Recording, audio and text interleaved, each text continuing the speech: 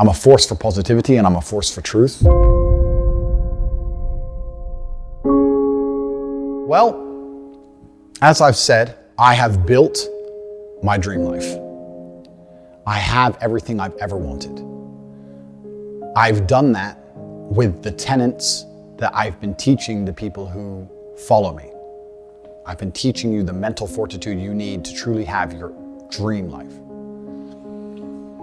I was talking to Aiden Ross on his stream and he said, have you completed the game? I don't need anything else. All that's left for me to do is have a positive impact on the world. I don't think anybody truly wants to go down as a villain. Maybe some people do. I don't. I wasn't raised that way. I was raised to stick up for myself, to be strong, to be commanding, but I was raised to do the right thing. And that's why, as I stated, I have no criminal record. I stay away from drugs. There's a lot of people on social medias with large criminal records who advocate drug use. I think that's far more dangerous for society than me. And once again, they have absolute exposure to the world. I want to run the Tate Foundation, and I would love to do it without any social media. I will be detailing on my email list all of my charitable donations, all of the orphanages I'll be building, pictures, financial evidence, receipts. The fame I've amassed has also managed to help me amass hundreds of millions of dollars, and I don't need all of it. So I'm going to use it for positive causes. In regards to social media, I need to sit and think and work out a way that not a single snippet of my words can ever be used against me. And even though I consider myself a wordsmith, that is a very, very difficult objective to complete. And I'm going to think about how I could possibly do that. So while I'm thinking, any remaining social media channels will be dedicated towards charity. If I start a new Instagram, it's only going to be dedicated towards the charitable side of the Tate Foundation. I hold no ill will against any social media platforms. I hold no ill will against any of the people who hate me or who have tried to spread lies about me. I truly pray for you all. I think that to be a person filled with so much hate that you think making videos insulting a man and encouraging your viewers to go and insult him and his deceased father and his family members, I think that is a horrible way to live. I would never want to experience that level of hate in my heart. The people who are making endless videos celebrating my ban or talking hate about me, that hate is never going to satisfy you. You need to learn to let go and live with a heart filled with love. You need to be content with yourself, because if you're obsessed with trying to hate on another person, the poison's inside of you. It's not inside of me. It doesn't affect me as much as it affects you. You can't feel hatred for somebody without it affecting your mood. So this is something for you guys to address, and I genuinely pray for you. I have no ill will against any of my haters. I have no ill will against any social media companies. I have no ill will against anybody. Thank you guys so much. It's very reassuring to me in times like this to hear from all of you, letting me know that I saved you from depression, that I helped you feel better about yourselves. I'm the reason your marriage is working. I inspired you to send your son to the gym. I love hearing these things. My social media presence is something that, if it remains, will be curated in a way that it's nearly impossible to be seen as a negative for the world. I'm a force for positivity and I'm a force for truth. This is the truth of my nature and the truth of my name.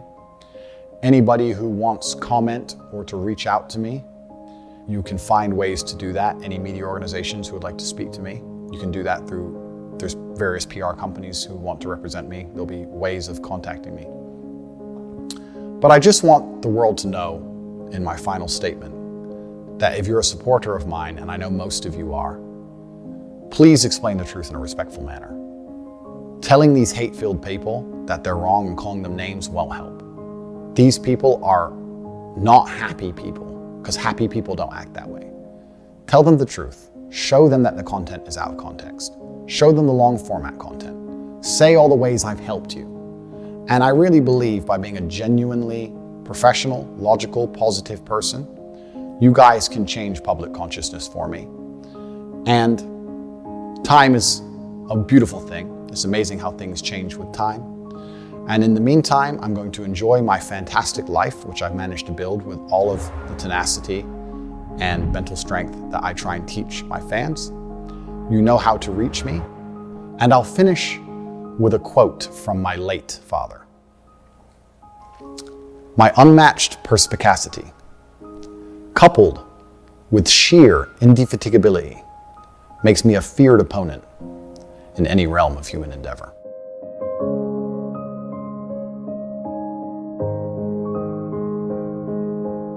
Why I think I fight. Do I enjoy it? No. Do I enjoy training? No. Do I enjoy cutting weight? No. Am I nervous? Yes. Do I think to myself, what am I doing? Yes. Completely. Unfortunately, it's one of those things you're either born with or you're not. And the only way I can explain it, to try and make it make any sense, is that if I'm not doing something which is either extremely difficult or extremely stressful, I'm in a perpetual state of crippling boredom. I can't explain it. I see other people live their lives and they're like, oh, I can't wait for the weekend because I want to watch this movie. I think, who cares about a movie?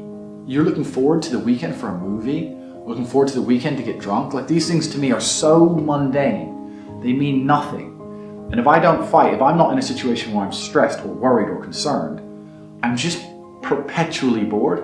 And boredom's crippling. If you're an intelligent person and you've got a good brain on your shoulders, you can't just sit there bored, you know? So most smart people take the academic route to avoid boredom. They learn, but that's never really interested me either. Although I've always been an intelligent guy and I've always done well academically, it never really interested me. And then I see people climb Mount Everest or jump off buildings or do base jumping, or the guy who jumped from space. People think, what's he doing? He's crazy. I understand. Because some people can't live normal lives. Some people cannot just function 9 to 5 office job, get drunk at the weekends. That is not for some individuals, and it's not for me.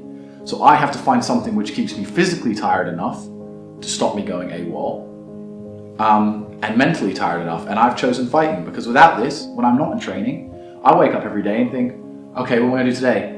It's 9 a.m. on a Tuesday, I'm bored, everyone's at work, I'm bored, and I'll end up doing something crazy. I'll either end up drunk, or on the Eurostar, or, you know, it's just a random lifestyle, because I'm constantly looking for never-ending entertainment, and it doesn't exist.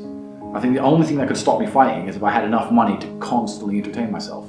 Unless I'm a billionaire, I need something that keeps me focused and keeps me occupied in life. With fighting, I have to train twice a day, and I have to train hard, and the stress it brings in every aspect can replace fun, and my mind is occupied. It occupies me. It's the only way I can try and explain it. It occupies me, and I could never stop doing this even if I lost 100 fights, because I'm not built to live a normal existence. I can't do it. I couldn't just have a kid with some girl and sit at home and work a little bit and relax. I've never relaxed my entire life. I don't know what relaxing is. It's just not me.